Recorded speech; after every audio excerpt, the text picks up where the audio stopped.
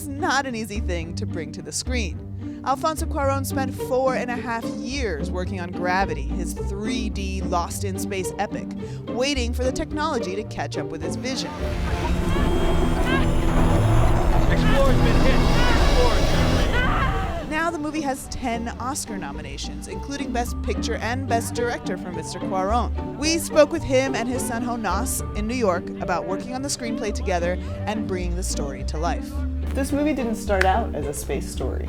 You know, we knew we wanted to isolate a character. So, I mean, I guess we talked about scenarios and contexts where you could isolate a character, but just space seemed to be the perfect scenario. It was a very fun, thrilling scenario. It was one that metaphorically allowed us to speak about various things. You know, it's like she's literally away from Earth, away from any other connection, which was one of the main themes we wanted to explore. So, you know, it didn't start as a space movie, but very quickly into our initial conversation, we arrived to space. And it was one image. It was just the simple image of one astronaut spinning into the void. Houston, I've lost visual, Dr. Stone. Talking to him's always talking about big philosophical stuff, so I guess our collaboration was like, you know, bringing those thematics into that like ride. Yes, but with a lot of him saying, yes, but that's boring. Was it hard though to peel back the layers, to peel back the story? The movie is only 90 minutes, it's really tight. We did have to work really hard to make it a page turner, like make it something that like as you're reading the prose you really are in a way grabbing to the edge of your seat. I think that the important thing was how to convey the thematic elements, as he said, with as little rhetoric as possible. You know, the role was like, look, that 3-page monologue, let's write it in half a page. Did you ever consider showing anything on Earth or pulling back and showing the NASA reaction? No. We didn't consider it. Yeah, no. I had to do that. We did an early screen test and with previous.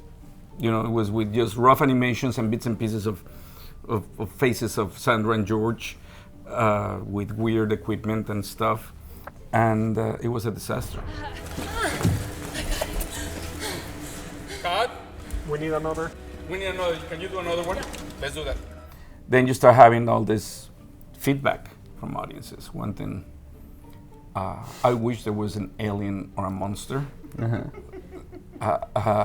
Flashbacks to her daughter. To her daughter, yeah. This whole thing, a love story between Mission Control and Sandra. I was very lucky with the studio. They understood what the whole thing was and I guess that is because they understood the screenplay. The only thing was, well, we hope that all these stick figures actually they start looking like real astronauts.